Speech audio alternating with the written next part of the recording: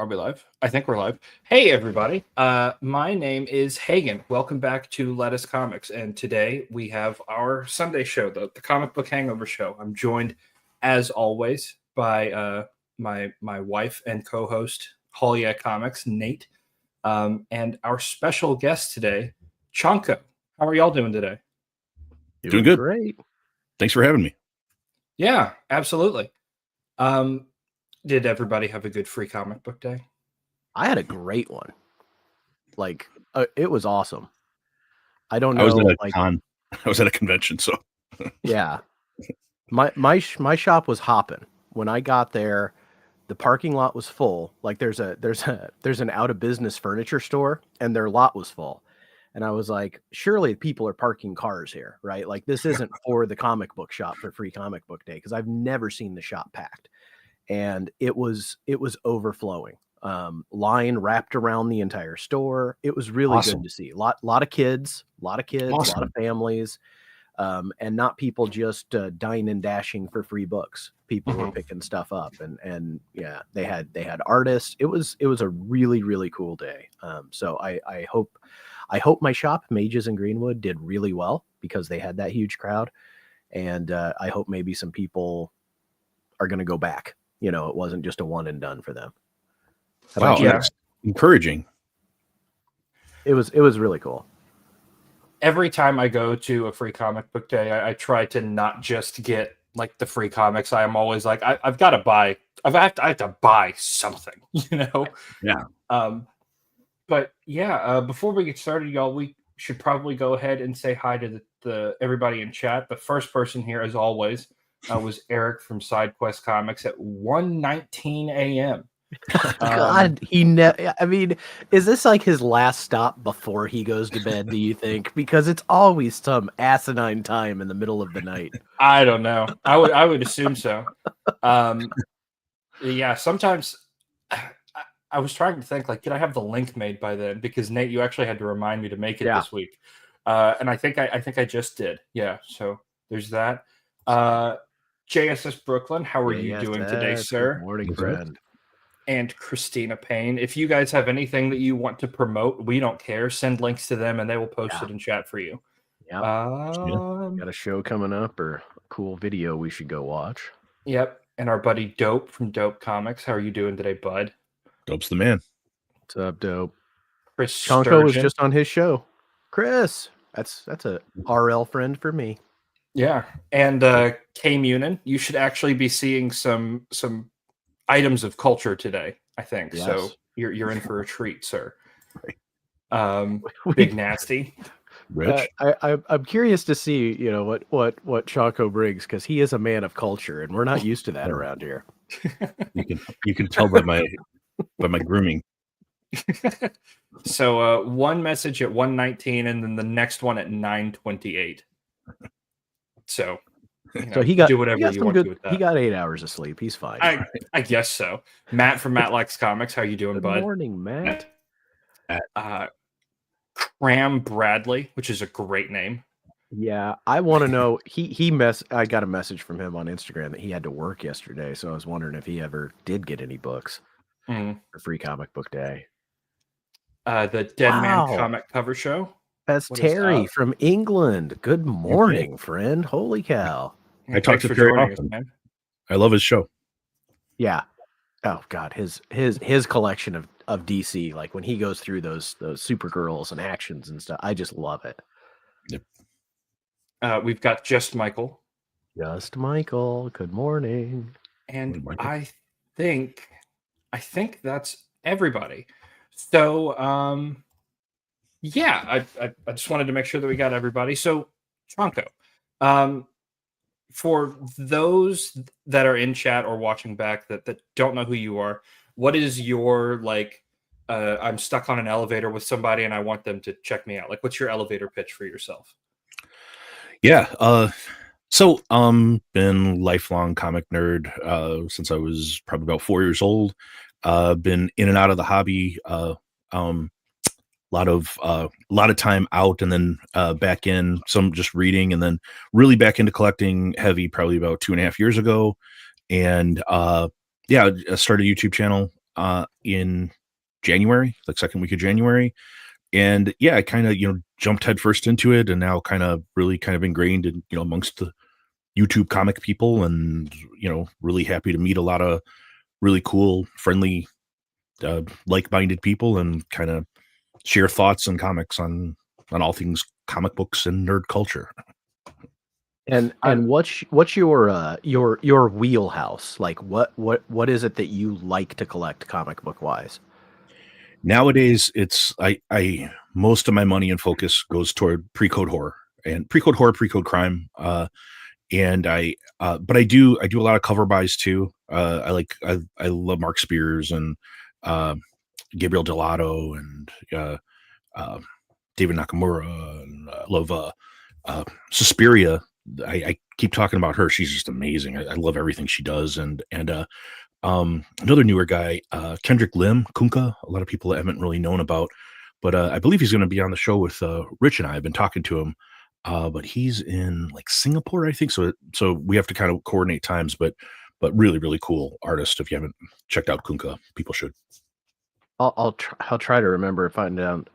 There's a website I was using that does like time zone conversions for you. It's what I use to link up with Martin in Australia.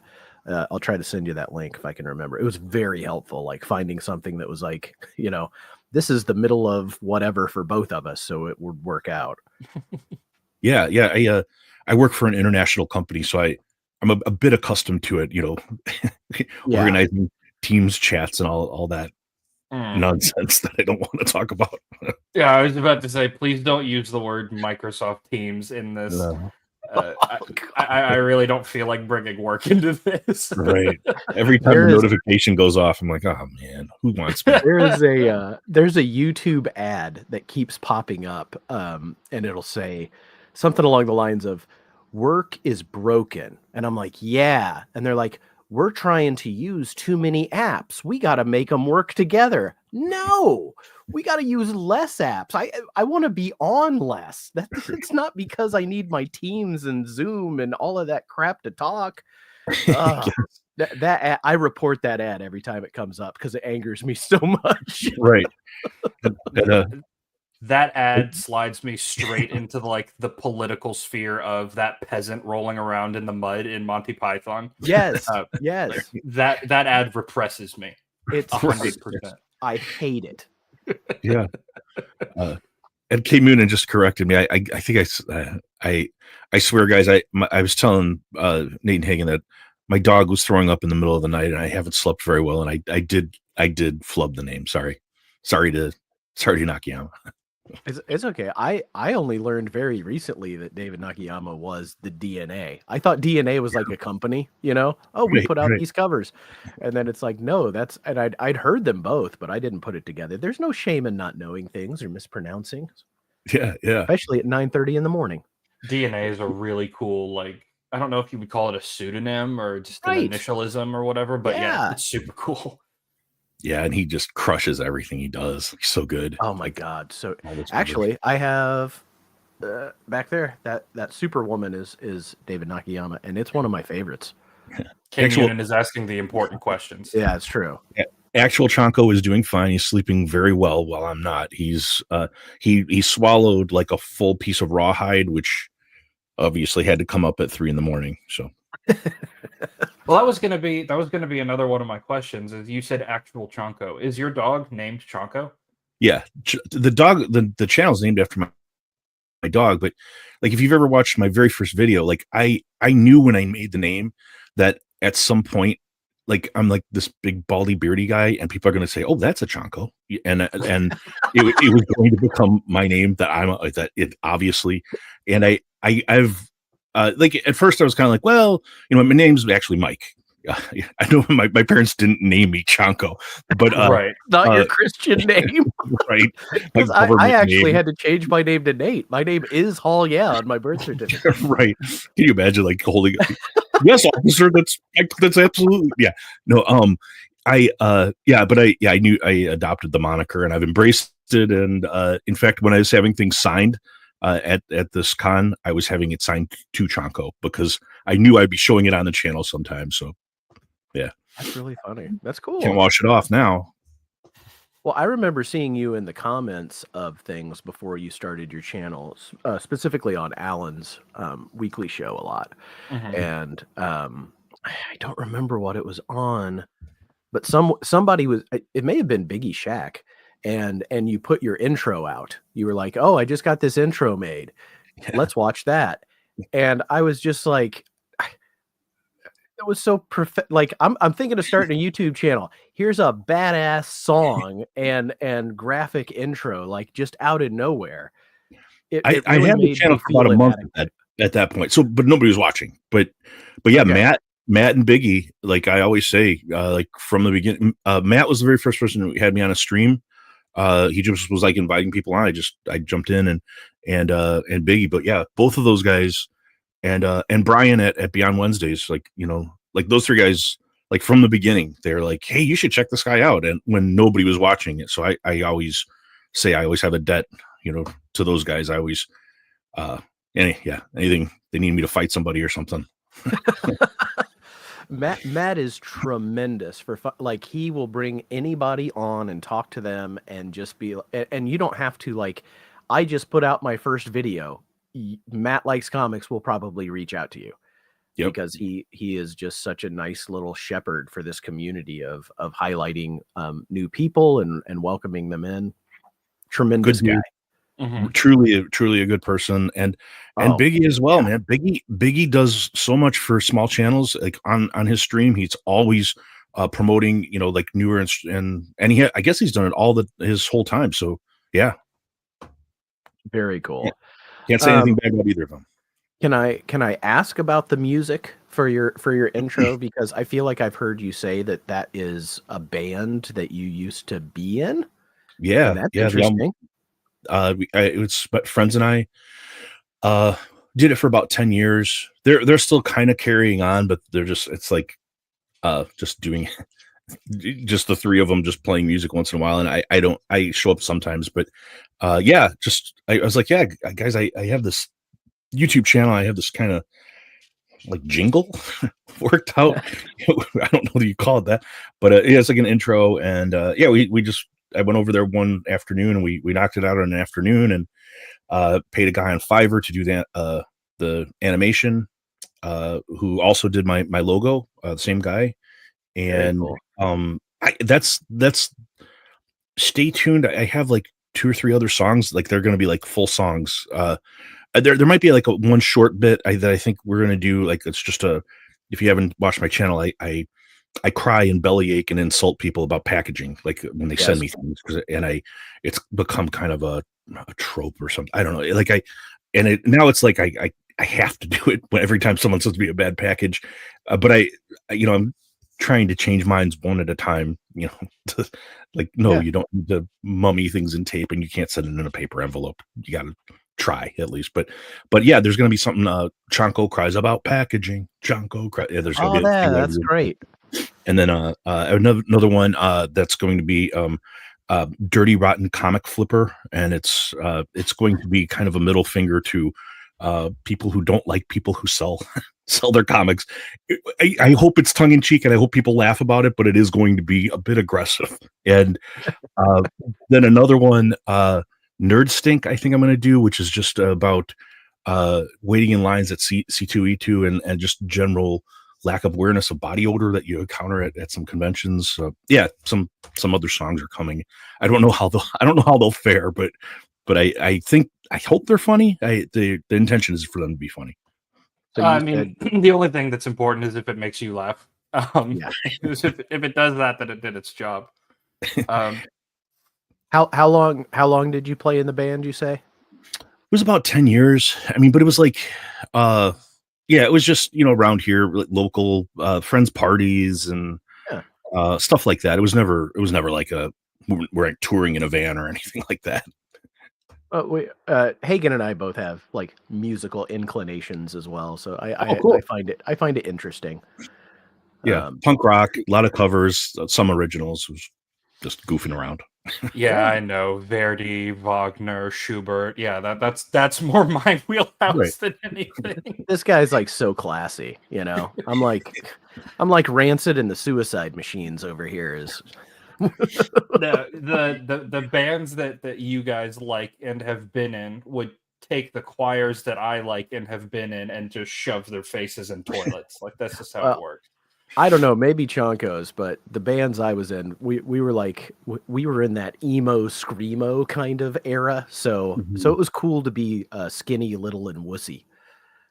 So instead of shoving people's heads in the toilet, you guys' band would be smoking in the bathroom, and my choir would be running down the hall to tell a hall monitor. Right, exactly. Oh, no. I was a nerd. No, I mean, I think most punk rock kids were nerds. Like, you know, they were nerds that were like outwardly like trying to, you know, overcompensate or something. But yeah, no. I mean, I was full on. I mean, we've talked before. Yeah, Dungeons and Dragons and comic books and you know, fantasy novels and yeah, that was And my punk rock, it was kind of like hey, these people get my angst. Mhm. Yes, yeah. Very cool. What instrument? Dope wants to know what instrument you play. I play some guitar. I'm not very good, but I was singing in the band, which was more like guttural noises sometimes, but it was singing. Whatever works. Very cool. Very cool. Shoddy. That's good. Yeah, I mean, I guess, yeah. So we'll see music forthcoming. Probably. Can I interject here? Because somebody did mention it's May the 4th, which I didn't even really think of until I came and sat down. It is Star Wars Day, and I am a Star Wars like fan. Like I like the movies and some of the shows, but I showed up wearing a Star Trek shirt. Right. So I'm a Trekkie through and through. But Chonko, are you a Star Wars guy? Always was, but I gotta admit I've lost a bit of interest in recent years. I've just really not liked very much. I kind of liked The Mandalorian when it was out. You know, I think a lot of people did, but yeah. I mean, original paleo level, Yeah. but not as much now. Yeah, I mean the original trilogy I like. I don't like the prequels at all. I don't like many of the whatever the most recent movies are. I do like Rogue One, and I liked Andor a lot, and I liked The Mandalorian a lot. I have not watched the new season of Andor, but I couldn't. And I know a lot of people liked it. The Rosario Dawson, what is it? I got no skin in the game because I didn't watch Clone Wars, so I just it never clicked with me. But people who liked it. Yeah, sure. So I have an affinity for the original movies. Those are the ones that I was introduced to first because of my dad. And those are my favorite, but all of my friends that like Star Wars, their favorite movie is 3. We actually just got back from Charlotte going to go see the re-release. Oh, wow. But that one, Jedi? Return of the Revenge of the Sith. Yeah. So I feel differently about it than you guys do. I love the original trilogy. I like one of the prequels. All of the sequels are awful. But I do think that like peak Star Wars is Mandalorian season 1 and Rogue One. Like I really enjoy those. What's the first sequel called? The first one J.J. Abrams did. Force Awakens. It is a New Hope in cosplay. Yeah, but I didn't hate it. Like it was a Star Wars movie where I feel like the prequels were not Star Wars movies. They were like political, analysis of the Star Wars universe, which was just eye-bleedingly boring. Whereas Force Awakens was a copy, and it wasn't blazing any new trails, but it really didn't need to. It needed to get back to form. And then everywhere that it went after that was a disaster. Every movie after somehow managed to be worse. Yes. I cannot watch. Me and my friends had a screaming match about where we were both on the same side, just berating everything that happened in Rise of Skywalker, the most recent one. Oh my I just god. hate that movie so much. Super Leia, where I can just fly in space now. Oh my god, right? My son and I, it doesn't matter what it is, we do the they fly now for everything. Like, it's like for me, it's the somehow Palpatine returned, and that's how you bring him back. I just wanted to throw up. Or like he loves with to Rey. say that too. With like Rey, it's like, oh yeah, Force, no problem. I can do that. What you guys couldn't just do it? What's wrong with everyone else? Yeah. Okay. So that's us ragging on Star Wars on May the 4th. Right. I love Star Wars. All over it. I love Star Wars, but there are nobody some that are not good. Nobody hates Star Wars like Star Wars fans. So absolutely. I mean, I think that's fair. Let's swing back to comics now, shall we? Absolutely. Chonko spent 2 days of his 3-day pass at a convention this weekend. So would you tell everybody where you went and what it's about, and maybe show us some of the stuff you got? Yeah, absolutely. So Nightmare Weekend here in Chicago. It's kind of like a horror convention, scary stuff convention, but they have comics, comic artists, and different celebrities and stuff there too. It was a lot of fun, and they have weird stuff. Like for some reason, a professional wrestling ring was there, and they had these like guys dressed as like different, like Freddy Krueger and Ghostface and wrestling. Blade, like they're like all wrestling for some reason in the middle of this, and all these different vendors and stuff. It was a lot of fun actually, and I got to meet some cool comic artists who had some comics, and a couple of these guys have their own independent comic company, and it is called, I don't see the name of the company, but I guess it was just fresh off a Kickstarter. But the one guy had these. It says Alex Breen, and he just had a couple of these really cool like Ashcan editions, and they're really short but really cool artwork. And was talking to them for a while, and they were like really nice guys and inexpensive stuff. So picked that up, and another one, Devour, guy had, which kind of a little horror ashcan and stuff. So yeah, that was cool. That was Alex Breen, and then the other guy, his name is Vaughn. I don't remember his first name, unfortunately, but he had these Stevie Ray. Right, yeah, Stevie Ray Vaughan. I thought it was Vaughn. Yeah, he was cosplaying as zombie Stevie Ray Vaughan. And yeah, his fingers are missing. But this Frankenstein the Unconquered, and it's kind of this cool like Frankenstein Conan kind of a guy. And I thought it was cool, and kind of support kind of this independent, these two guys that are just like that put out their own comic. And I bought 3 of the Frankenstein ones, and the 2 Ashcans, the one I had, and it was cool to meet them and talk to them. And then I was wearing my I have a hockey jersey that was I thought was appropriate for the movie Tusk, the Kevin Smith dark comedy horror. Nate and I talked about this a little bit.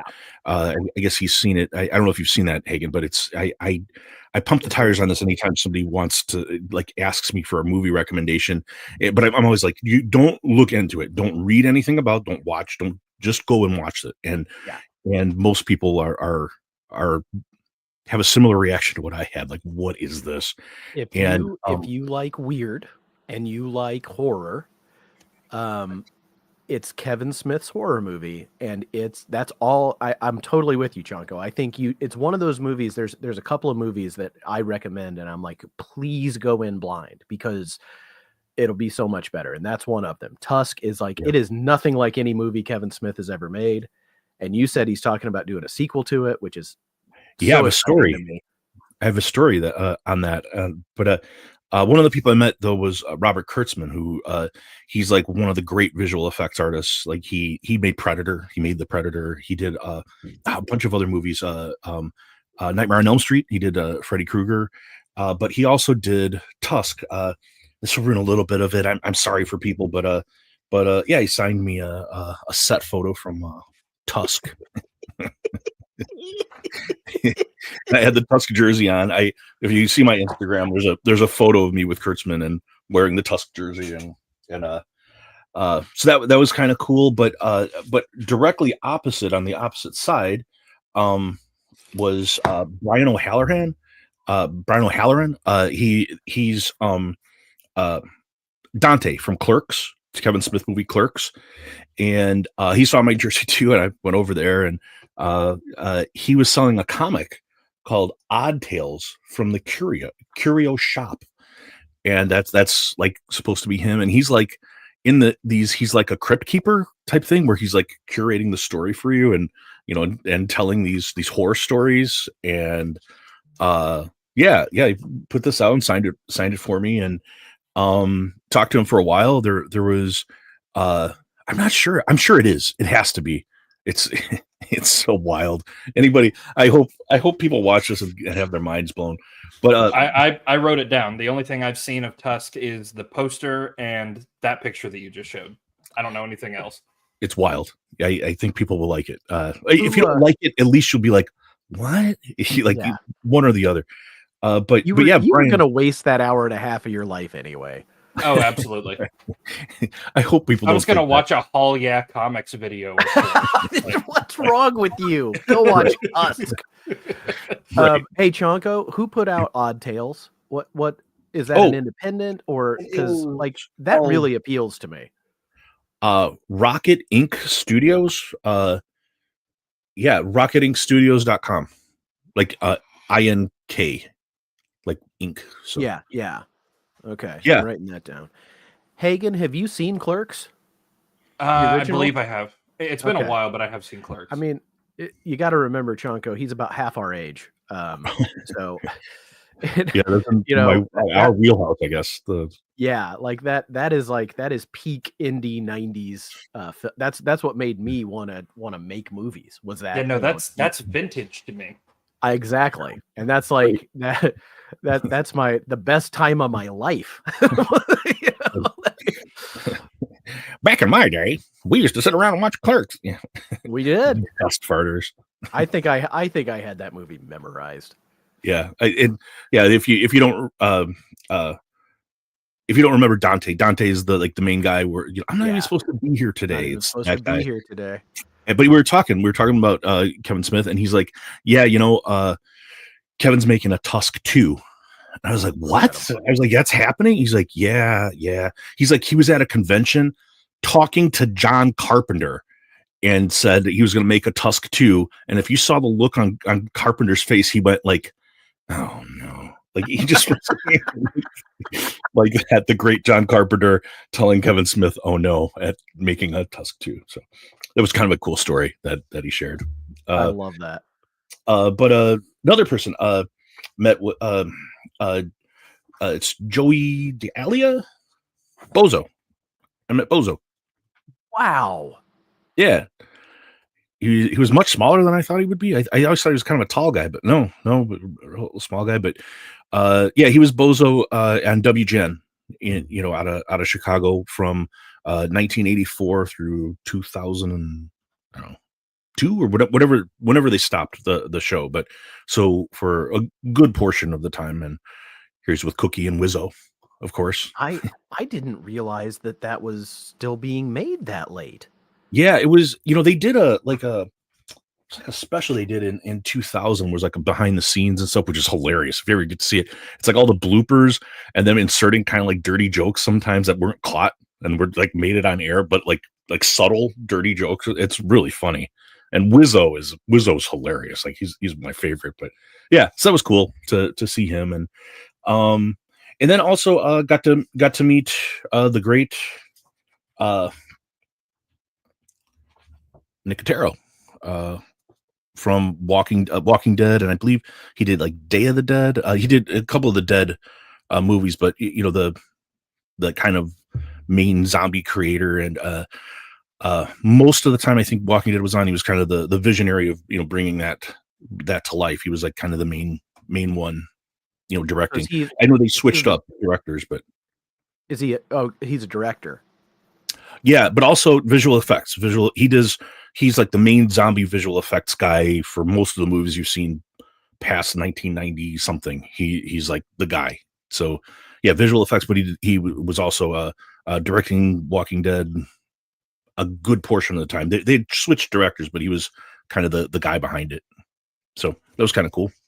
Very cool. And got to meet George Genti, who I wasn't really that familiar with, but he's doing The Mandalorian right now, and signed that one for me. And he did this really cool Elvira cover, which that is awesome.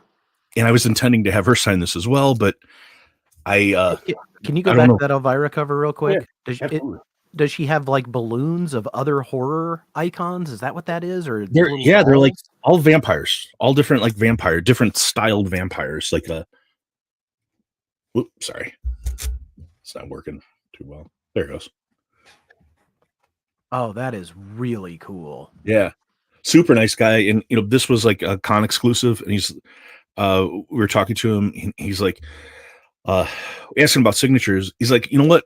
If you guys go buy con exclusives, like I'll just sign them for free. So went and bought the con exclusives because I wanted this anyway, and he just signed it for free. Super nice guy, and it was great. And somebody I wasn't familiar with, but I'll be watching from now on because it's such a positive experience. And then I met Aaron Campbell, and he's doing Hellblazer, I guess, right now, and he had some stuff.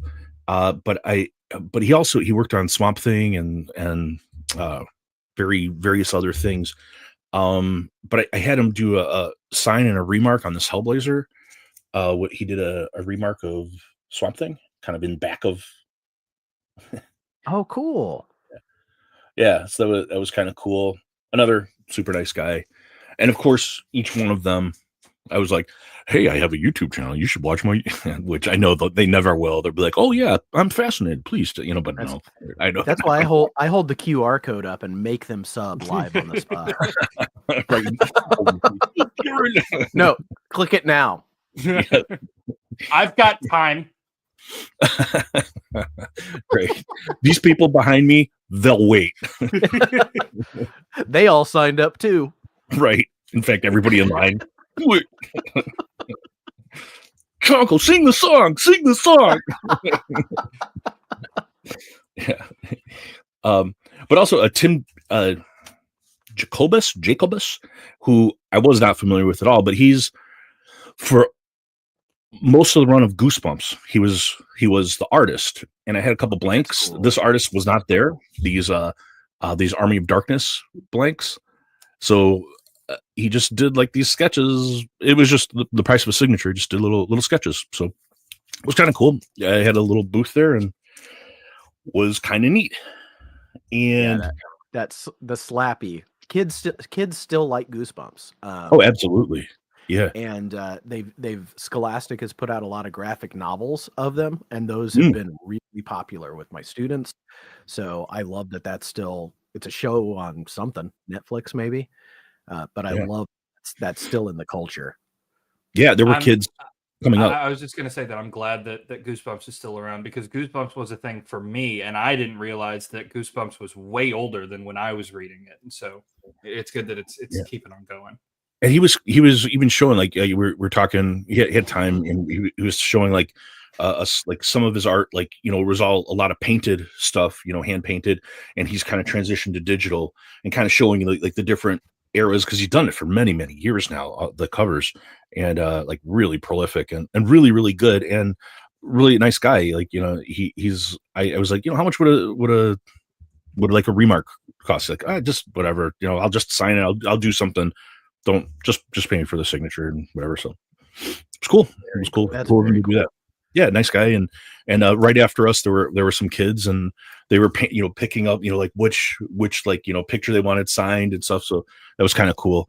I mean, bringing your kids to the horror convention, little strange, but I mean, they were little kids too, and there's a lot of like gory, weird stuff there. So, but yeah, to each his own. That's fine. I would have liked it as a kid. Yeah. Well, everybody has the right to be traumatized in their own fun, special little way. So absolutely. maybe that's theirs. Right. People walking around with cosplay with body parts hanging out and guts and stuff. Cool. Yeah. They walk in, normal kids. They walk out and they're just like shell shocked. Right. Or they walk out with, I don't know, whatever visual change to serial killer mode or something. Which that's a horrible. They do the Peter Parker from Spider-Man 3, like pull the hair down over the face and start snapping at people, dancing. But that was the con stuff that I had, and then I had a couple cool things that I wanted to show that I think both you'll like, one I think Nate will definitely like, and then I had a little bit of hot garbage too, a little bit of like weirdness that I can finish with if you want. But one series, so Aardvark Vanheim, who did Cerebus, they did other titles back in the 80s. Most of them were very short lived, but one that was really, really cool that people don't really know about, it's called the Puma Blues. And there were all these gorgeous painted covers. And I've been going back and collecting these. Sorry, this is number 1. Manta ray flying through the forest for some reason. But they're all like really cool, kind of like, and it's all like this dystopian story, like post-nuclear kind of story, and the artwork is absolutely stunning and amazing. And I loved this as a teenager, and I've kind of gone back and I'm trying to put the series together. I'm just showing a handful of them. I have more than this, but all of them are these really cool painted covers. It's black and white on the inside, but the artwork's fantastic. Story is a little dry, but it's good, and it kind of speaks to that 1980s fear of nuclear war kind of stuff, and is going on, apocalypse of imminent kind of stuff. So yeah, I mean, if you're into that sort of thing, these are very inexpensive. You can pick them up. They're a little harder to find. There are not many of them, but if you see them, it's a cool story. I think people would like, and people will definitely like the artwork.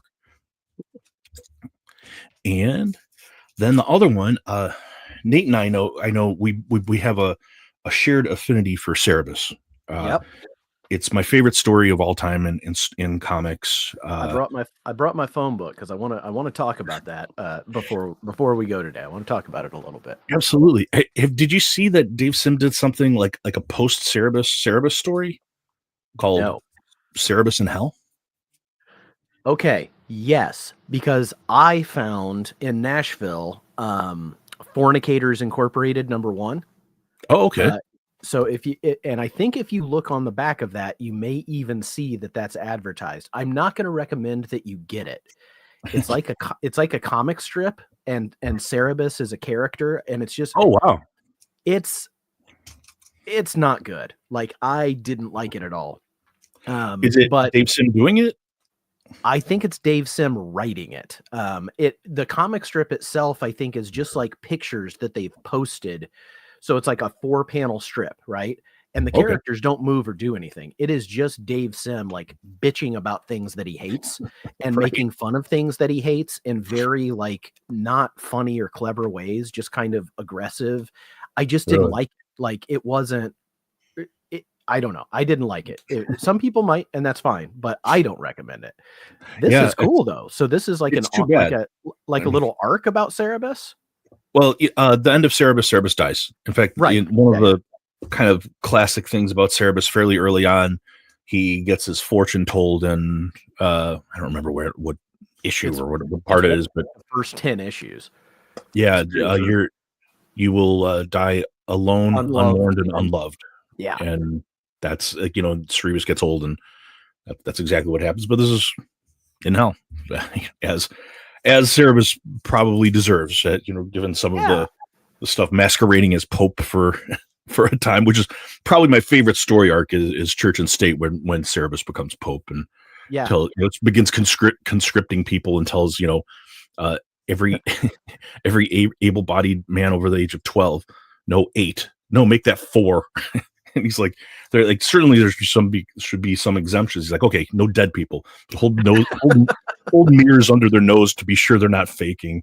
And those Church and State that had Lord Julius, who was Groucho Marx, as a character, the fairy that lived in the hotel. Yes.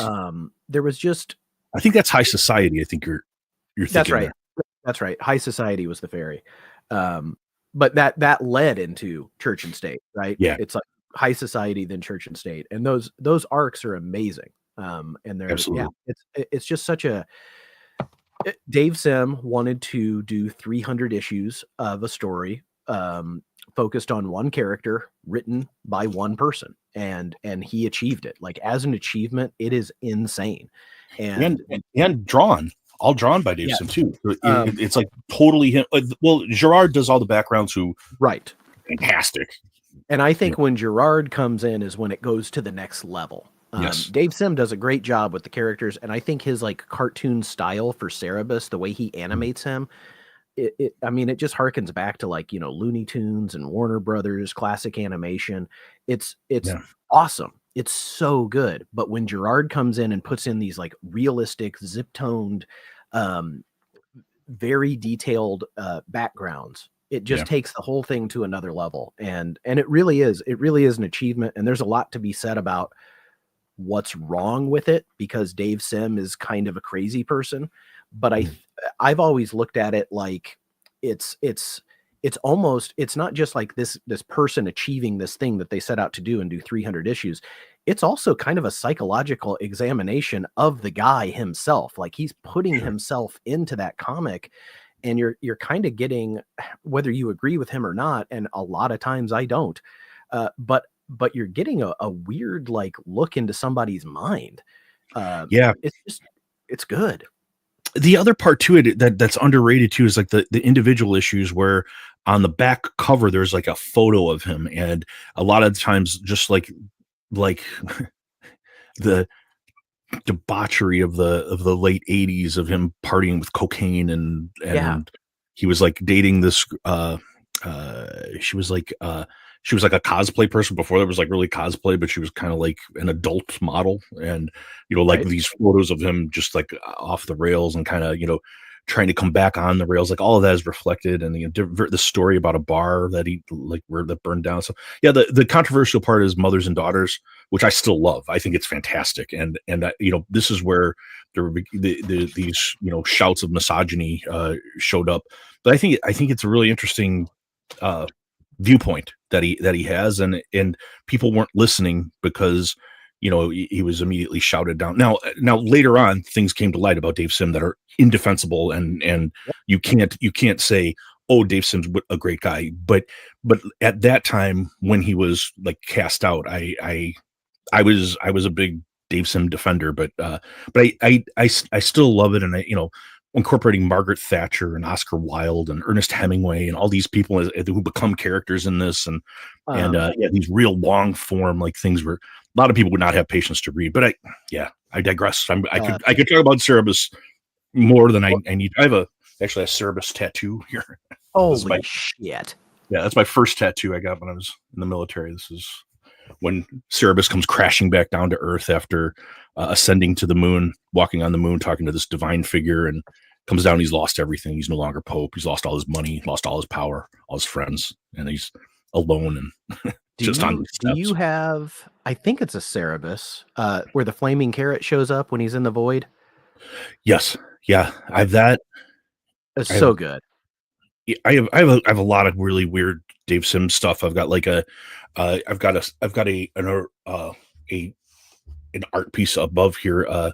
It might be hard to get down, where he draws Cerebus as Spawn, and that's signed. I've got this, back here. This is an original page from a Cerebus issue, I got some Dave Sim sketches. I've got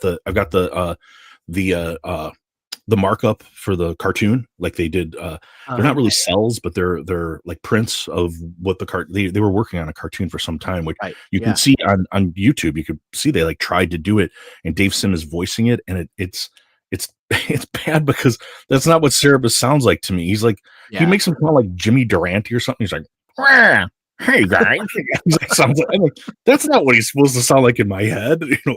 But anyway, sorry, probably talking too much about Cerebus, but I could go on and on and on. Maybe sometime you and I need to do a Cerebus sit down, because that would be a lot of fun. I don't know a lot of people who have read it.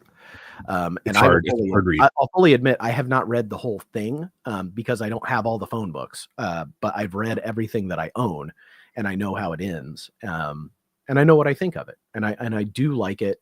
But you're right. Things Dave Sim has said and done are indefensible, but that doesn't mean you can't still look at his art, his this piece of work, and analyze it, talk about it. There's great things. Like you said, Oscar Wilde, man, and it just triggered me. I loved Reeds, you know. Yeah, and that was amazing. It was barely a comic book. I mean, at that period, it was a novel. I mean, that Jocka's story the same. Jocka's story is so good. All right, we're going off the rails again. Right. You guys have done. If you've accomplished nothing, you have accomplished. I'm going to start reading Cerebus. I have that written down. So let me give a caveat, okay? The first phone book, when it starts, it is a direct Conan the Barbarian parody. That is all it is. It's ridiculous. And it's fun.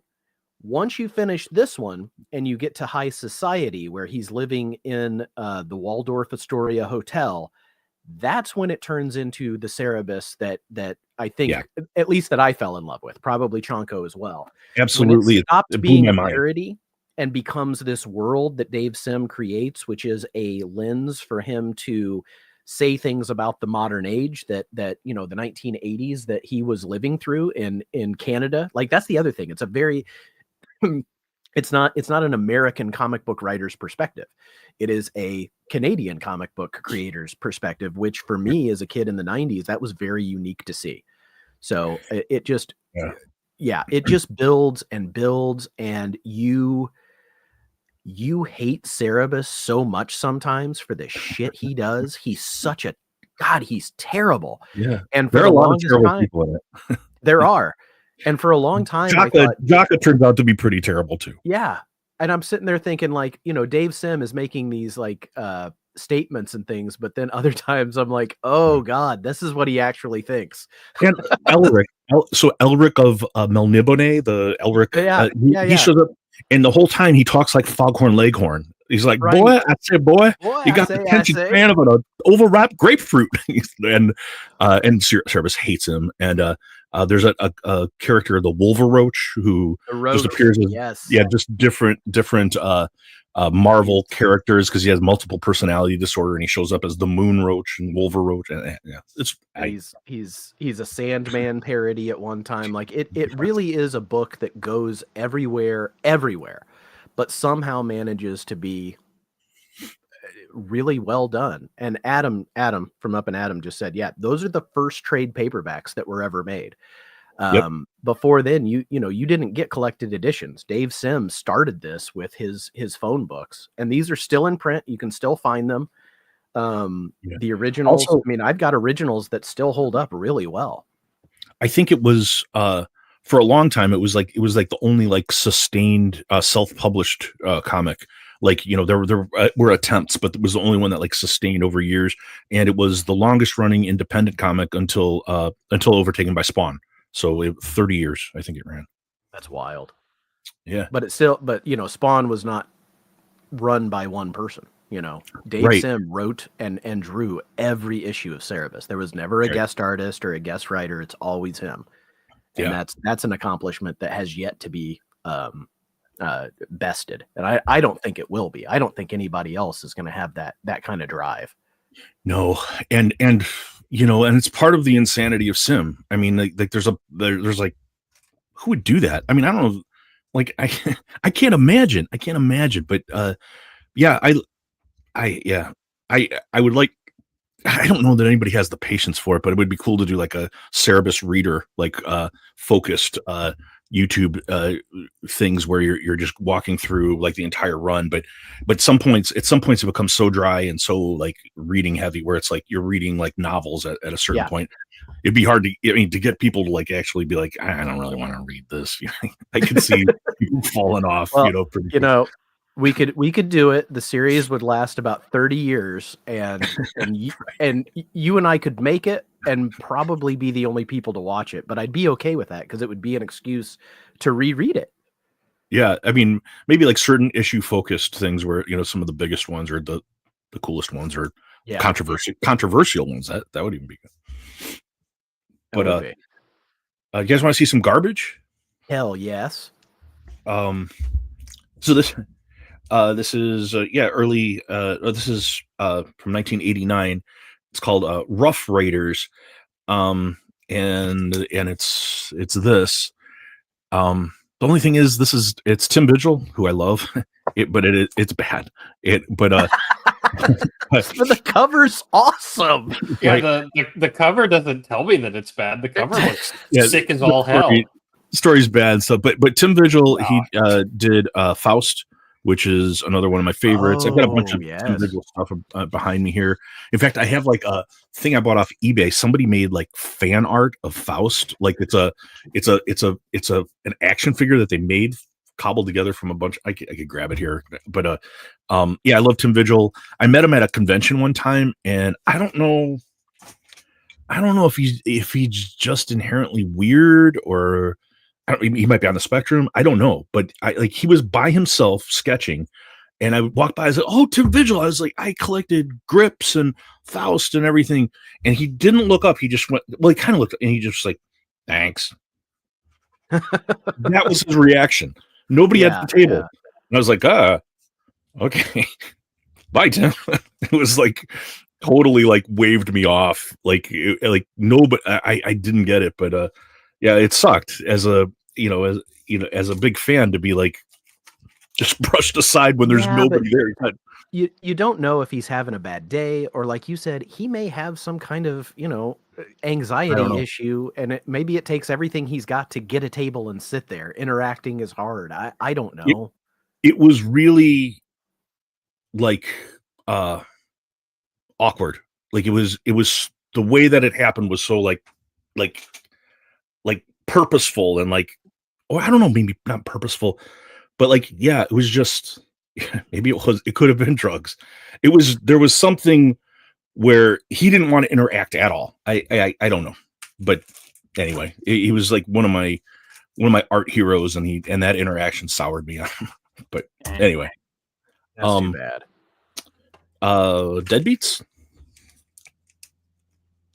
Oh, what the hell are we looking at? Is that an arm in the background, or is that an ass? I don't know, but I think it's terrible. I think it's an arm. I think it's like it's an arm, yeah. But it's this was at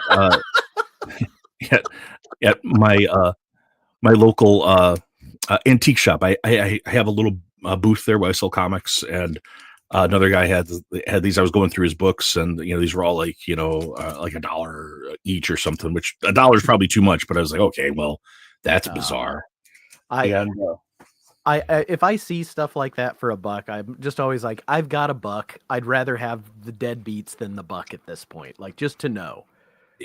And this is a bit I don't know, maybe in the 80s, but Oriental Heroes. Writing that down immediately. Yeah. Oh wow, that's color.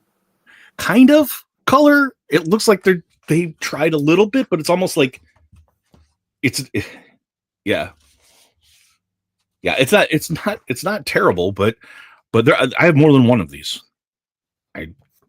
My dad is from the Philippines. I'm half Filipino, and right. one of our love languages to one another is sending each other more and more racist things about Asians. because it's a joke that like only we can share between one another. Oriental Heroes is getting sent to him for sure. That's pretty good. My dad, he's from a different generation. He'll still say like yeah, Oriental. And my dad has a very thick Chicago accent. He was a bricklayer, and he kind of talks like this. And he talks like the guys on the Bears guys, like from Saturday Night Live. He talks exactly like that.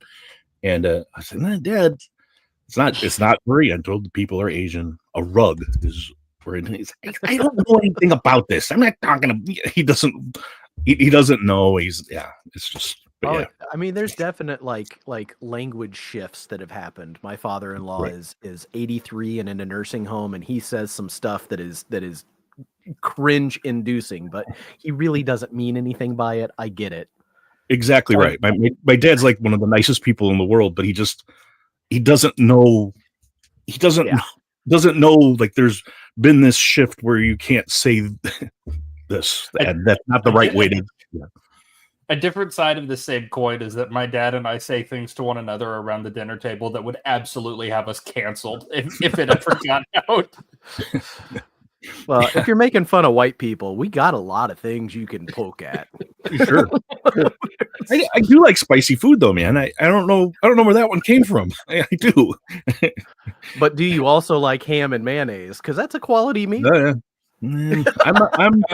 My mom is my white mother is also at those dinner tables, so some of those get shared around as well for sure. How about some Eclipse badness? The Sun Runners. I think I actually saw an issue of this in a dollar bin yesterday. That's cool. Yeah. What's with the nose bridge barcode? This is what this guy does at his booth. This is his price tags. Yeah, it looks like those things that they used to hold their house. So my parents have a booth in a local antique mall as well, and those kind of tags are made so you can put them around something, like it's it'll stick like around a or something. That makes sense. He's using that, and he's just laying it flat instead of like using it as a wrap. Yeah, he clearly doesn't care. There's a lot where it's just right on the book itself. He's just got tons and tons of these kind of garbage books and stuff. But you love that, Nate, when people put stickers directly on books. That's like your favorite thing. God. Yeah. I bought a tack iron just so that I can try to heat the glue up to get them off. And so that works. It does work, but I'd say you still have 80% of the glue left on the comic. So then it just attracts dirt, or it sticks to the bag if you put it in there. Somebody said you can use lighter fluid on a cover and it won't leave a stain. I have yet to do that. I need to pick a book, but even a 25-cent book, I don't want to ruin. There's there's a mixture of hexane. This is very toxic, very not very good, but apparently like this with a small brush and like, kind of like tweezers or something, you can work it off. I haven't been brave enough to try it yet, but I did buy it because one of like the comic restorer people was talking about it. That you can do that. I don't think I got the skill, the patience, or the attention to deal with something toxic. Right. I will spill that on my crotch and regret it. Right. I don't know. Do you have time for a couple more? I know we're running out of time. But... No. We got all the time you want, bud. We're done with time limits around here. We talk till we're tired. Occupational hazards. And this is, unfortunately, this is not actual occupational hazards like from a workplace. This is a benefit for the Comic Book Legal Defense Fund. And it's just like the occupational hazards of being an artist is what they're kind of referring to. It's not. Oh, okay. I was hoping this was just like an occupational hazards like work thing, but it's not. When you look through it, it's kind of like parody of like working as an artist and the. I don't know if you ever heard. I told a story about the Comic Book Legal Defense Fund. I have I could probably show it. A portfolio when I, back in the 80s, my local comic book shop was raided by the police, and it was raided for like perceived obscenity. A lot of the comics that they had were being called obscene, and this is kind of this this is where it started, the comic book Yeah. legal defense fund. They put this out, and it has these various artists who made this to defend that comic shop. Excuse me. And it's these different prints. Oh my God. It's got Bob Burden and R. Crumb was on there. R. Crumb. Yeah. Holy here's, shit. Like, here's the R. Crumb one. And there's a stop. Let me find some. I have some of these hanging. Like Frank Miller did one. I've got a Frank Miller hanging. Like a few of them hanging in the room. But Dennis Kitchen from Kitchen Sink, and they're all done, specifically for this. But read is it Waller? What's that cat one? It was really a dirty book. Omaha Cat Dancer. Omaha the Cat. But he made this really kind of classy. Why do I instantly know the furry comic? Right. That's a question that only you and everyone watching and listening can answer for you. Okay, thank you. And just various really cool prints that they did. Awesome. Yeah, and it was here. Will Eisner did one. Yeah, they did all these kind of original prints. Chonko, what's this called? This is called a benefit portfolio in defense of the First Amendment. You can find this on eBay, and it's not as expensive as you think it might be, even though it was. So they did 1,500 of them, and this was $281. But yeah, it was my local comic shop that was raided at the time that they started the legal defense fund for defending. And I think that now they mostly focus on like defending like artists or something. Yeah, it's still around. Yeah. Just making sure that I got it. A benefit portfolio in defense of the First Amendment. Oh, yes. Lyle says he has one. Of course he does. Lyle has everything. Yeah, I'm pretty sure that Lyle has a copy of a photo album that I sent to my dad while he was overseas. I'm pretty sure he has a copy of that. I'm not joking in that, like, the amount of books that Lyle has, and he continues to buy them. I feel, even though I know he lives a million miles away in the middle of the Canadian wilderness, I want to make a pilgrimage, like to go and just see it, because it's, we get to talk with him every Friday, but he is always bringing it's banger after banger, weird one-ofs. He has fanzines. What was he pulling out last week? He was pulling out like newspapers Canadian from the 1840s. It's crazy. He pulls out like the original Gutenberg Bible. I imagine Lyle standing on top of his mountain of long boxes, posed like Christ the Redeemer. Like the whole bed is like made out of things. The whole thing. Table is made out of all. Sorry, Lyle. I'm just joking, but yeah, to have that many boxes. No, it's an incredible collection he has put together, and I feel like we've just seen small pieces of it. I mean, when you think 300 long boxes, it's a lot. That's a lot. That is a lot. Yeah, I feel that the same about Steven. I would love to see Steven's collection. Yeah. I saw the time that Mike from Lunch Money went and visited him, and so you got to see like a little bit more and stuff. But just like interesting stuff. What a great segue, because I have a question which will shock Hagen. Sometimes I like to ask a guest question. But when Mike went to Stevens, it was really, and when Mike made a video of his like secret room, like getting to see the other stuff that these guys collect, I think, like, because we are all comic book guys, but generally collectors are collectors. Like, there's other things that we're into. So I like to know, like, what else are you into? Anything else? Do you collect anything else, or do you have any other like things that you get into outside of comics, or is comics your main thing? Well, I mean, I guess a couple other things. I'm a shooter. I like to go like target shooting. I'm not a hunter or anything, but ever since I was a kid, I've been going. And I go, I don't know, however often to the target range, and I'm a craft beer nerd. Like I'm like one of the few that are remaining, like still holding out. I like this vanilla infused bourbon barrel yeah, I'm still one of those, even though we're all dying off. But yeah, I'm a big fan of drinking, my friend. So right. say a little more about your craft beer. Do you like to find things like because you're up near Chicago, so you Yeah, probably have a lot of local options.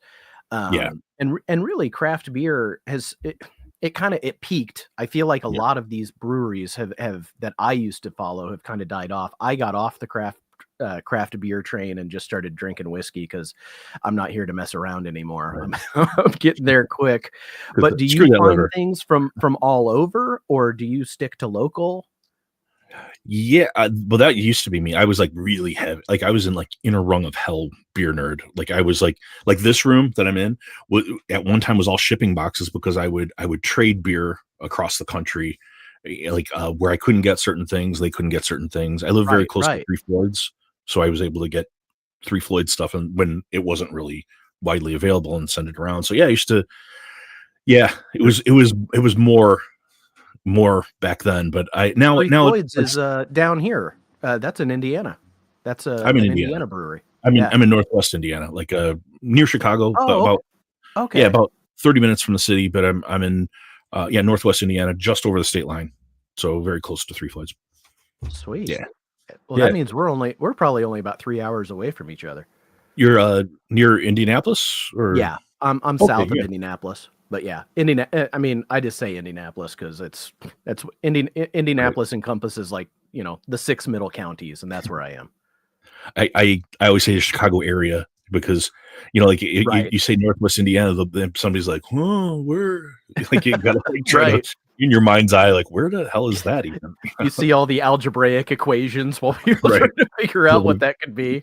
nobody cares. Nobody cares But about then you say Chicago, and they're like, "Oh, they live near those people that eat like tomato on their hot dogs for some reason." Okay, I don't need to care about them. we you're not allowed to use ketchup. It's like forbidden. Yeah. I'm okay Are with are that. you I don't like. are you a tomato on hot dog heathen?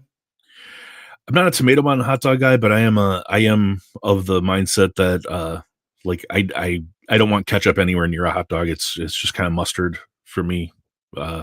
And I have a good friend who's in Chicago, and he only has ketchup on. He's kind of a picky eater, but he only Good will have Lord. ketchup. And he, I don't know, I don't know that anybody deserves heat, but in Chicago you take heat, like if, like people are like, hey, There, what are you doing? What are you doing? Like it's like them.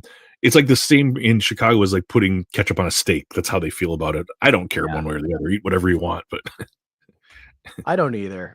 What about what are they called? The sport peppers? oh yeah, smoked I peppers. love those on a hot dog.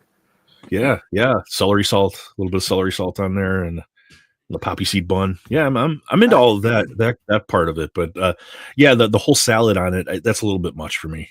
But yeah, yeah, oh like no, I'll do coleslaw on a hot dog. I don't care. Like, I, is a hot dog a sandwich? I've heard people say that, and I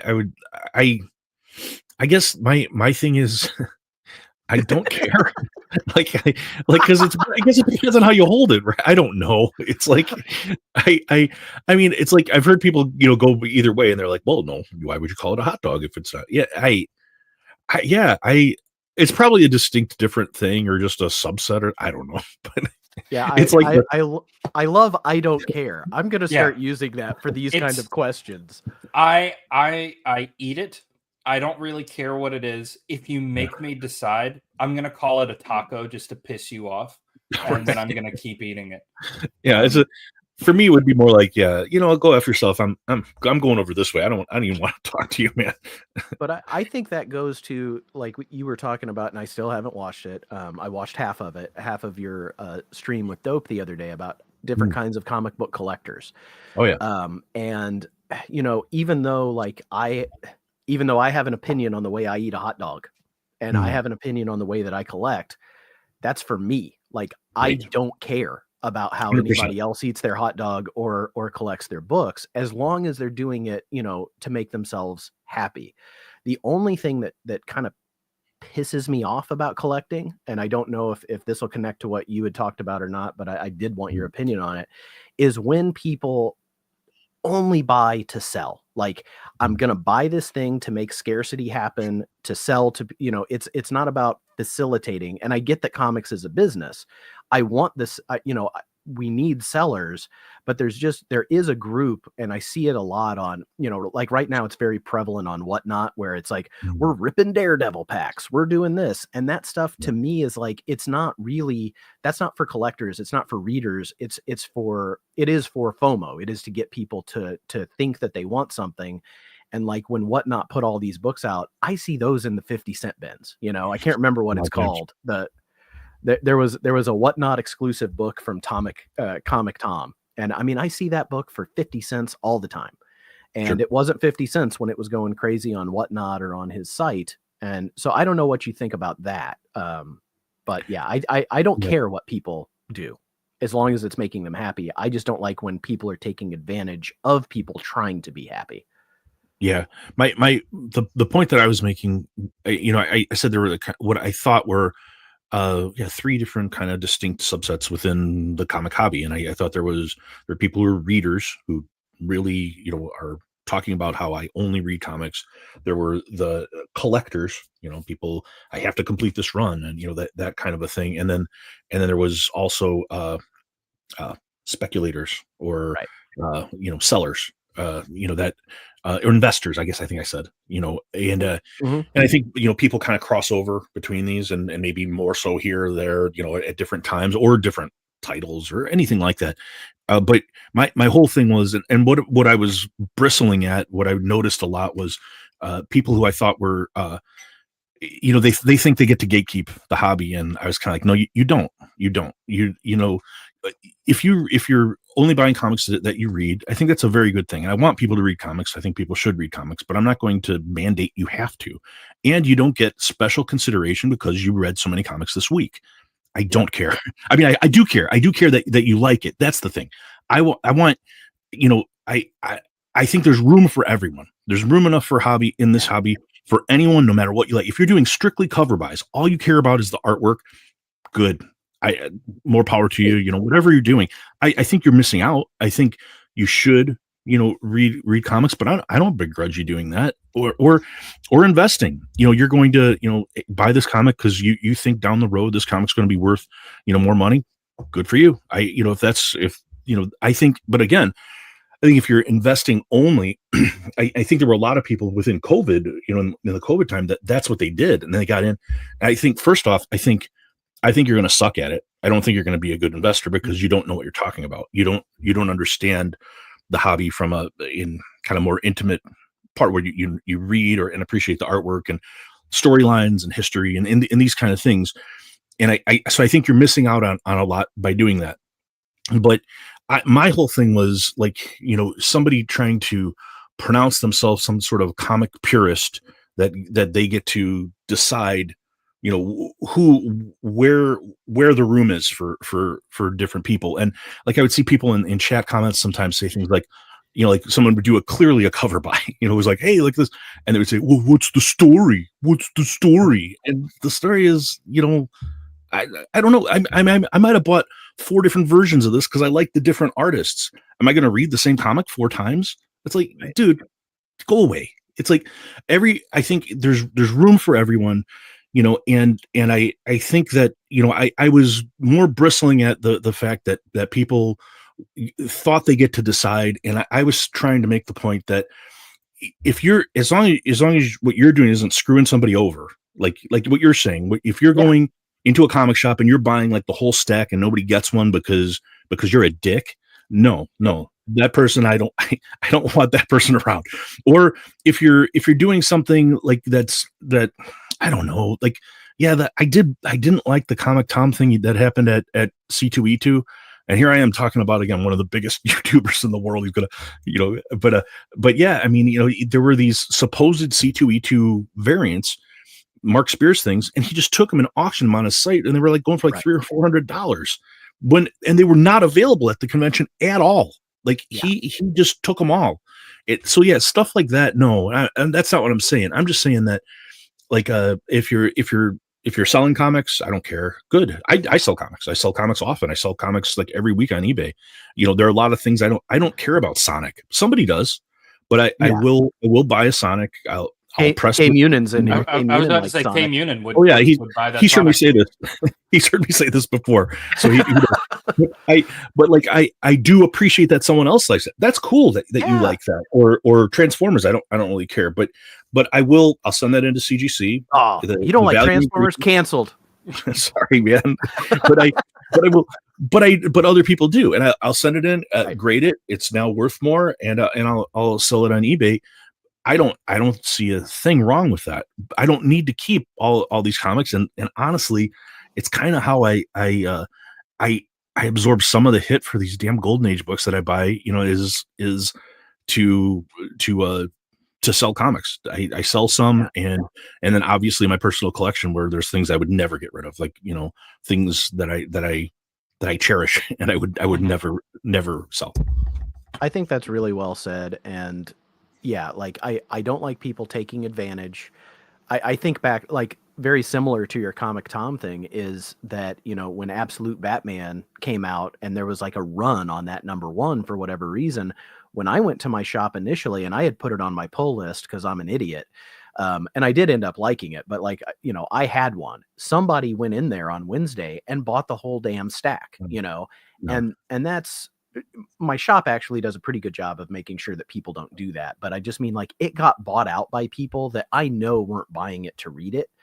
They were buying it because that book went from a $4 book to a $20 book in less than 24 hours. And that drives me nuts. Like, I don't like those guys. To me, they're flippers. They're not probably even comic book guys. It's like those guys you see that run in to a Costco and try to raid all the Pokemon cards. Right. They're not there to play the crazy. game. Those guys should be beat with socks full of pennies. In the store, why would you buy allow little kids who want to collect the cards? By the way. Yeah. So why would why would the store allow it? That's the thing. Like, why don't you just be like? Well, Costco allows it because their money is just as green as the money of some 9-year-old. But I do really like that there are comic book shops that on Free Comic Book Day. My store is a really, really big store. It's Borderlands Comics and Games in Greenville, South Carolina. If you're around there, go. They're a fantastic store. But they get a ton of free comic books. And I was allowed to get 7. And nice. They were like, you can get 7 of one, you can get 7 different ones. We do not care. We have enough for everybody. And that's really good. There was another store further on down the line that I went to because there were 2 or 3 that I wasn't able to get. And there was a duplicate that I wanted to give to my wife. And I was looking for cap filler. But the point is that that was a much smaller store and they limited it to 1 per person. One, you got 3, but you can only get 1 of each. And I do not have a problem with people who resell at all. I need people to resell because, especially if you're a collector, you can go to an antique store and find. I mean, what was it that Alex the Comic Hoarder found? He found a Marvel Comics #2 or something. Yeah. For $10 at an antique store. And if a collector doesn't go out and find that, somebody who wants to I don't know, make a scrapbook could find it, and they don't know what they're doing, and that there's nothing wrong with that. They bought it, but it just kind of hurts my heart a little bit. So I need resellers to exist, but I do not want my dollars to support human cruelty in any way. And I can't help but think of Absolute Batman came out and there were 100% flippers that got books that would have instead gone to a kid who wanted to read a Batman book. And I can't get around that. And I guess for me, I again, if you're in one of the people buying, going in there, pulling the whole stack or something like that. I bought 3 Absolute Batman #1s off of eBay. And immediately sent them to CGC and sold them for $100 each. And I don't care. that all went into this up here. And so, I mean, I don't think a kid is pulling them off of eBay. I would hope that that's not, depriving some kid, but no, I don't think there's anything wrong with that at all. I think if you are one of those people who's going in and like pulling all the stuff with the intent of directly flipping it, the way you're talking about, no, I wouldn't, but I absolutely, I mean, the whole point with like reselling is to profit, so I could turn that into other more expensive comics. And a lot of that is FOMO, capitalizing on FOMO. Like, yeah, I mean, I collect a lot of Mark Spears, but if I can get a Mark Spears, I'll usually buy two. I keep one and I'm going to sell the other one for way more than I bought it for. And I don't think there's anything wrong with that. But you left, in toy collecting, there's a phrase, leave one on the peg for the next guy, for the next collector. Sure. Don't go, and it's a problem in toy collecting as well. These McFarlane DC figures that come out, and there's there's like the platinums or the chase figures or whatever, but people will go in and they will, as soon as they're on the shelf, they pull them all off because they want to, what drives me the most crazy is it's not taking two, and making a little bit of money, lessening your impact. Also, like you said, eBay, there are people who don't have a shop to go to, and this is how they get their books. That's okay.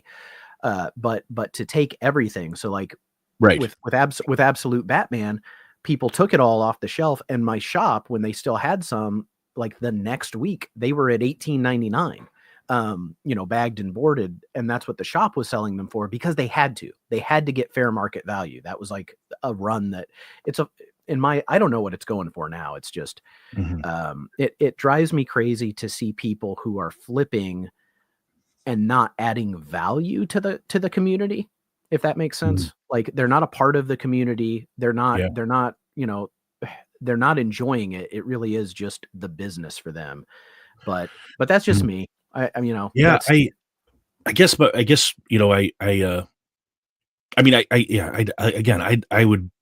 I would never want to be the guy that's running in, grabbing a stack. And I avoid my two LCSs. I most of the stuff I get on eBay, but I'll usually get it for, get it right as it's coming out. And a lot of stuff, it's if it's older, I clean and press it as best I can. I'm not great at it. And if it's newer, I have a stack that I send probably once a month into CGC at a 9.8 pre-screen. And if it comes back a 9.8, that goes back up on eBay.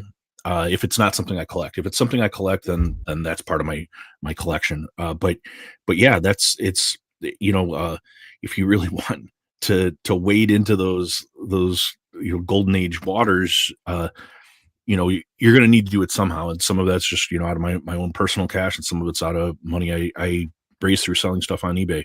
And and I guess there's another thing that I take exception to is, and it's the I don't know, the nature of the LCS, and that they're I don't know, somehow virtuous, and I've seen too much over too many years coming from LCSs, and was screwed more than once back when you couldn't sell comics through other avenues unless you were connected. And I'm not, I do want the LCSs to exist and stuff, but especially like the old school local comic book shop guys, they knew more than everyone else. There wasn't grading comics, so you would bring that comic in and they'd be like, meh, and they knew more than you did, and they would screw people routinely. Back in the day, I'm talking, late 80s, early 90s. But so yeah, I don't know. I mean, I don't know that as long as there's a thing, and this is a thing that has a certain amount of value, and it's got value where it increases over time, I don't know that you ever remove any of that part of it, this speculating or flipping or anything like that. And I don't want that removed. I guess that's the other part. I think of some of the comics that I have as something where, like, I know we're getting into more philosophical things, but I think when it comes to Golden Age, very old things, I think of these as like artifacts that are in my custody that I need to take care of. I like that. and I present them. I want people to see them. That's one of the reasons why I did the YouTube thing, not only to meet people, but to show, like, look, there's this thing, and it exists. Like, I love what Alan was doing. That was really what inspired me to do it. It was like, look at this cool thing. This exists, and this is from 1943, and it's still around. And this is important because of this, and this happened at this time, and seduction of the innocent, Senate hearings, and these types of things. So I think there's two aspects. One is like, wow, look at this really cool thing, and the other part is, it's a really cool thing that's in my care, but it's probably in the care of like 4 or 5 people before me, and I hope that it lasts 4 or 5 people after. That's one part of it, and then the other part is that this thing is also happens to behave as a large cap stock. I mean, if you're talking about golden age, significant golden age comics and silver age keys, these things do trend upward, over time. And I think, ignoring that part, this was another point that I made about investing in comics, that, people say, I don't invest in comics. And I said, you're wrong. You do. You invest time and you invest money. And they'll say, well, I will never sell a comic. And I said, that might be true, but someone will. Someone's going to sell that comic. Maybe you're dead and gone, but someone at some point is going to need to sell that thing. It has value, and it could be just one of these things where they sell a box, take it for $50 and get it out of my house. My dead uncle, had comic books, get it away from me. Or it could be something where, the people that are left behind have something of some value, and hopefully you've cataloged it and they know how to move the thing. So yeah, it was a longer video, and it was more, some of it was philosophical, and it was also to engage, like to open these discussions up, like Dope and I had a talk, and we're talking about it now, and to kind of, hash these things out, because I thought a lot of it was just like, people would disseminate these small parts of their opinion on it, and it was, a lot of it was like verbal barbs instead of like, having real discussions about, is selling comics a bad thing, or do you have to read every comic, or are cover buys, and specifically FOMO cover buys, is this a bad thing, and is there room for all this? All of this was kind of what the point was. I know. Sorry, that was a long. I think no. You're fine. I think I am loving great. I think that, like, to sum up for me, I don't care what anybody else does, and I don't think anybody else should care what I do. If there's something that I see that I don't like, I have a right to not like it, just like they have a right to not like what I do. And we just don't talk to one another, and then we're just adults about it and move on. That's great. That's exactly what I was hoping people think. Yeah. And what you say about like I don't invest in comics, like, by the simple fact that you are spending money and time on a thing, you are in a form investing in that thing. Now, the job that I am on Microsoft Teams for, I deal with stocks and CDs and treasury bonds and all of this bullshit. And I will tell you that comics, while they are an investment and you can make lucrative money in comic books, they are not the most consistent or reliable form of making money. So if you're investing in comic books for the purpose of making money, that's fine, and it's a more fun way, in my opinion, to try and do that. But it's not, like, it's far from like the most reliable way. Sure, but yeah, somebody did talk about this though, and there's a pretty appropriate and comparison between specifically only speaking of golden age comics and large cap stocks, S&P 500, and tracking these things over time. And if I'd have to look for the video again, and he showed it trends really similarly. It's slow and even growth that you would expect from large cap, more reliable companies over time, S&P 500 stuff. And it is similar, but this is only again, specifically golden age, books, and probably golden age of some significance. I don't know which golden age comics the person was using for that comparison. You said, I don't remember what you said exactly. I wrote down, because I have always considered myself something of a archivist when it comes to these books. Like they're in my care right now, and I'm not collecting golden age. I'm collecting like random nonsense. And Eric said it earlier, like he's just collecting ridiculous books for the art or because it's a laugh. But that's like, I mean, like you said, I'm appreciating this right now. I want to share that with people. Like, this is why I got this. I think it's, for whatever reason, I give it a read. It's in my collection. As I go through, sometimes there's things I'm weeding out and realizing I'm not going to go back, or I've done what I needed with that book. It's okay to let it go. Others that I'm not for whatever reason, but those reasons are mine, and that's okay. And everybody should get. It's even better than okay. Get that allowance. Yeah, it's great that people have something that they love and that they get to collect and they derive pleasure from, and hopefully. And the other thing is, people who read, they're more interesting people. Like people who read things, it's like, I just think that their mind and their engagement with the world is different. If you read, hopefully you read other things. You read comics, but you read other things.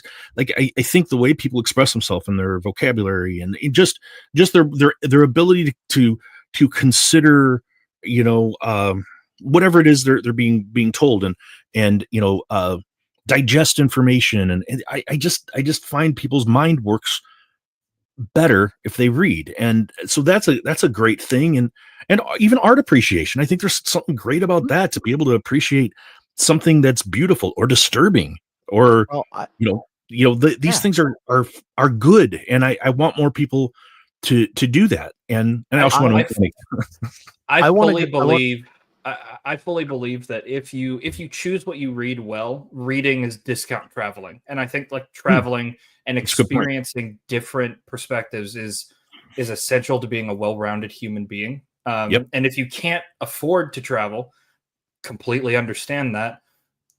Seek out viewpoints that aren't your own. Exactly. Even if you disagree with them, sometimes because you disagree with them. But it's better to expose yourself to different things than to stay with what you're comfortable with. Eric brought this up, and then Cliff brings this up too, that, and you mentioned Microsoft Teams, teaching elementary school, whatever it is that Chonko does in the real world. Like, what we do to survive is hard, and it's draining, and it's very rarely rewarding. Yeah. And whatever it is that brings you joy, it doesn't prevent someone else from getting joy. And that's what drives me crazy about gatekeeping. Like you said, someone shows a cool cover. They're like, I love this cover. What's the story? Shut up. It doesn't matter. Like, what matters is that they like the cover. If you want to know the story, go read it. You don't need to be a jerk to make yourself feel better. You're not making them feel bad. You're bringing yourself down.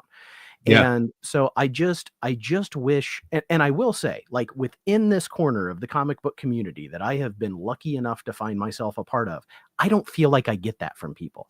I do feel like we celebrate each other for what we like, that, all of us kind of end up getting known for the things that we collect. And, I'm sure you do too. I get messages from people all the time on Instagram. Like, I found this ridiculous book. I think you would like that. And I love that. Right. Like, I love that people reach out to me and, that people know, well, aside from K Munin, nobody tells me that the books I love are stupid, but I truly believe he does that with love, and I love him for that. Like, yeah, the thing about K Munin is that he's still here. Like, he still shows up, and he recognizes that we're stupid, and he loves us in spite of that. Like, it's cool. And he hates that stupid stuff, and we love him for hating it. Like, you can't get a more inclusive community than we have. Oh yeah, so, I love it. Yeah.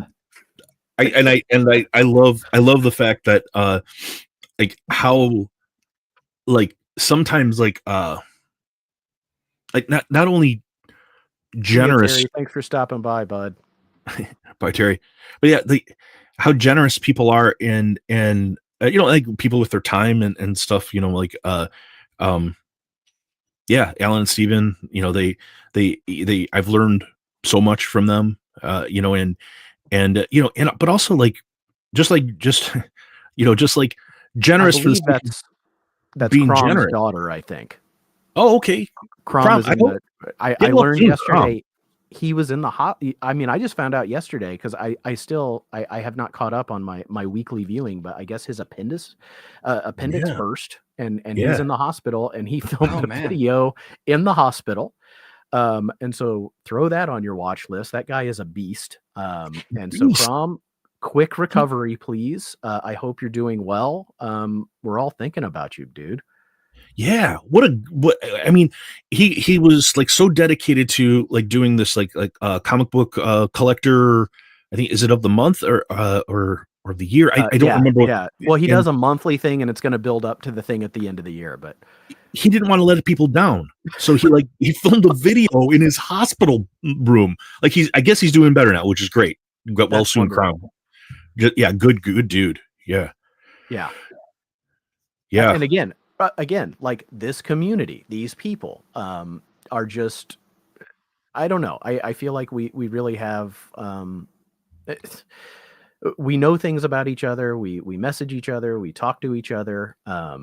And yeah, I just, he's another example of that. Like the way that he's like, I'm gonna give awards and things, and I'm gonna send people books, and just an awesome dude, just another awesome dude who loves comics and just loves to talk to people who love comics. And speaking about sending books, like I know that we're this is I think this is the longest show that we've done. I could be That's wrong. Sorry, it's No, me no, no, no, no. blabbering. I'm having a great time. But I did want to briefly talk about, and we don't have to like get into it, but Chonko, you sent me Beneath the Trees Where Nobody Sees, just because you wanted me to be able to read it.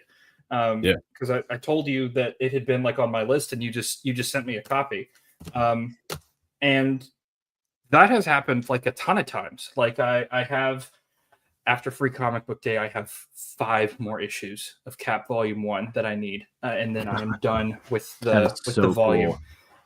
But there have been so many people that have sent me issues of Cap just because they want to like see me happy, and they know that I like it like more than they will like it or whatever. And it's just I'm in a bunch of different like online communities. Like I'm in a diecast community. I do sim racing, and there isn't one like this. There isn't one where people are as willing to communicate and talk to one another and like want to do that. It's a really, really unique, really personable space, or at least the corner that I found myself in.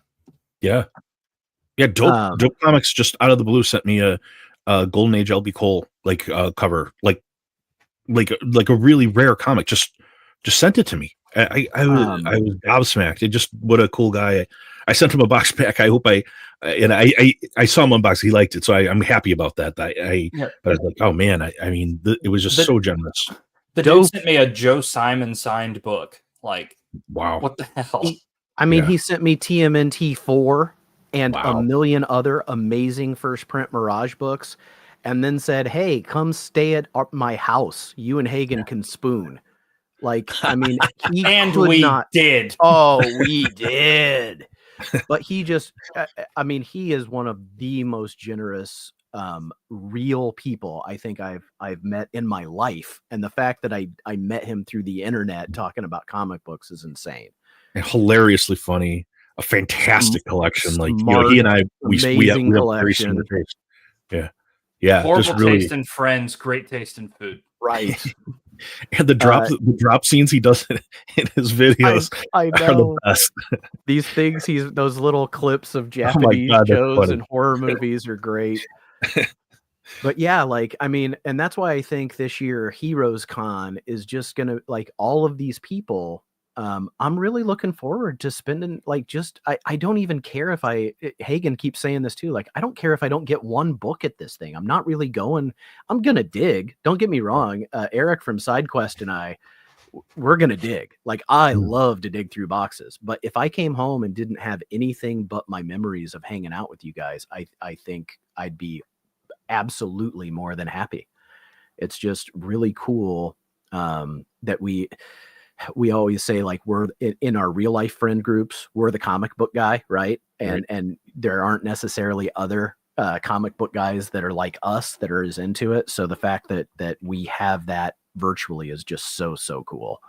Yeah, I wish I were going. I travel for work, and I am traveling right around that time and stuff. But so I wasn't able to plan it this year, but maybe next year. I don't know. Or people were talking about maybe doing another convention or whatever. But yeah, I wish I were going.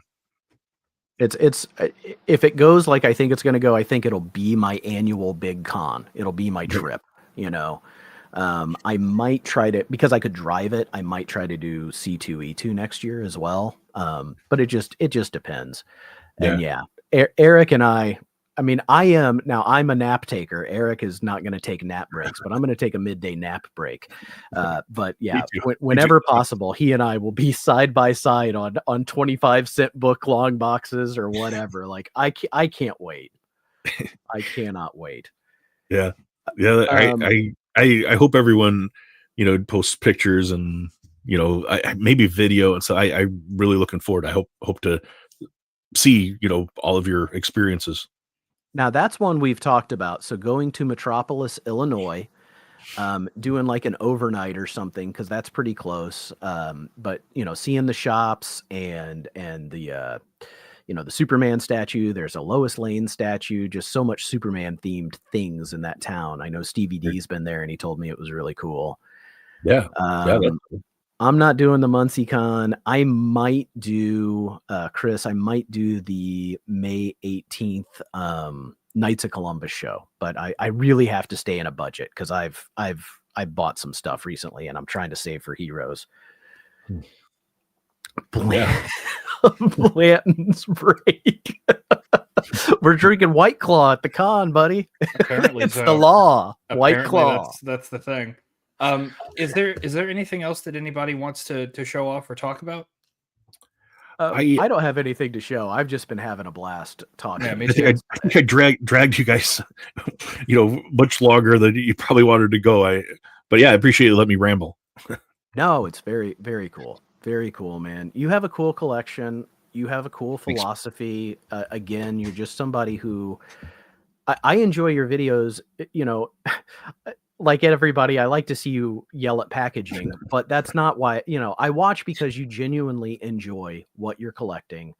And that's just, the passion is what it is for me. Like, I don't have to I'm not probably ever going to be a golden age or pre-code horror collector outside of, trades. Cause I'll read them. I think they're really cool. I appreciate them, but the price for me is preventative. But yes. I love seeing guys like you and Alan and Steven, because your knowledge about it, about the creators and the artists, and it's just it's that passion that carries it over. I don't care what anybody's. Did you guys watch AG? AG's? I've not seen it. It's in my list. Oh my God. That's what I heard. Oh, Lordy. He's got some books, man. Yeah, Alan interviewed AG, who is somebody that I know from the chats and things. And yeah, he apparently has an amazing Golden Age collection. I want to check that out. Yeah, it was like Chonko, each one. I was like, he has that too. Do you have anything? You have some crazy ones, man. You've got the Tomb of Terror with the exploding face. I just got that recently. I was really happy. Yeah, the Witch's Tale that we put in the thumbnail for this week is just an awesome, beautiful book. I mean, you've got an intense collection as well. I mean, I agree. Other people do, but you're somebody I could point to and say, if you want to see some cool books, go watch Chonko's videos because he gets cool freaking books. If you like that sort of book, yeah, that or like modern cover buys. I guess those are the kind of things, pre-code horror, pre-code crime, and modern cover buys are kind of what you get with me. Like it's all like Mark Spears and like hot chick covers, and it's like cool. I believe Eric was saying, maybe it was Adam saying, like hashtag Chonko likes hot chicks and like stuff. It's like I can't wash that off. Do you have anything coming up you want to promote? Yeah, I'll be on Matt's on Wednesday evening. Hang out with Matt. It'll be the second time I've been on. Be able to show some stuff, and I'm gonna try it again. Like show some stuff that's different from what I've shown other times, but always fun. And cool. I love Matt, and He's anytime doing you a Wednesday. Is it out. Wednesday or Tuesday? He usually does a Tuesday. It's gonna be show. Wednesday. Tuesday Okay. he has a conflict, so we're gonna do it Wednesday instead. Cool. We have on my channel, we'll do Tuesday night hangout, FOMO squad. We're going to try a do-over to get Justin Birch, the letterer, on. Last week, he was not able to join us because of power outage and storms. So hopefully he's going to join us. I know you read Buried. What the hell is it called? I always mess up the title of that. Buried a long time ago or something like that. I really liked it.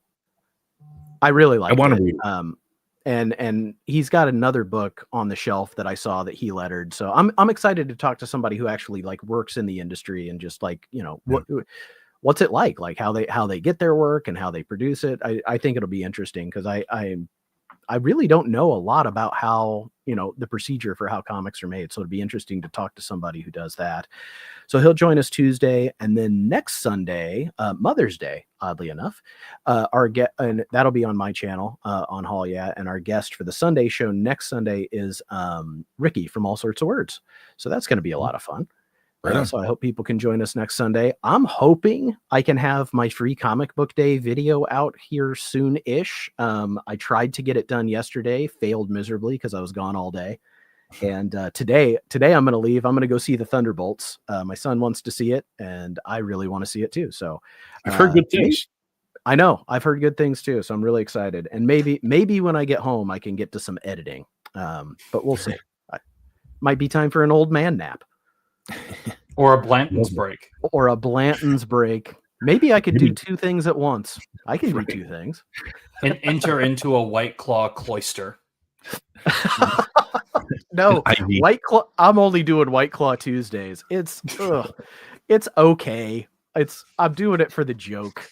I freaking Dope, man. Dope can say something and it just becomes, right? Like he makes things materialize. He's like, we're doing White Claw. It's like, but that's stupid. And then the next thing I know, I'm at Walmart buying a 12-pack. That's funny. He's a funny dude. And Chonko, you were a great guest. Like, we've been doing this, and it feels like the Sunday show kind of turns more podcasty than showing off comics, which I like. Mm-hmm. And man, you did a good job of keeping that going. You're very eloquent. You're very well spoken. Like you have your thoughts ordered. I'm not good at that, and I appreciate listening to you. I appreciate letting me old man rant at clouds for a little while or yell at clouds. But yeah, I think that's it, Hagen. Yeah. Well, thank you guys, the two of you, for showing up and doing this crazy thing that it is that we do. And everybody in chat, you guys have been great. I hope you enjoyed the show. I know that I did. I did. And we will catch y'all in the next one. We'll see you later. Bye. All right. Have a great Sunday, everybody.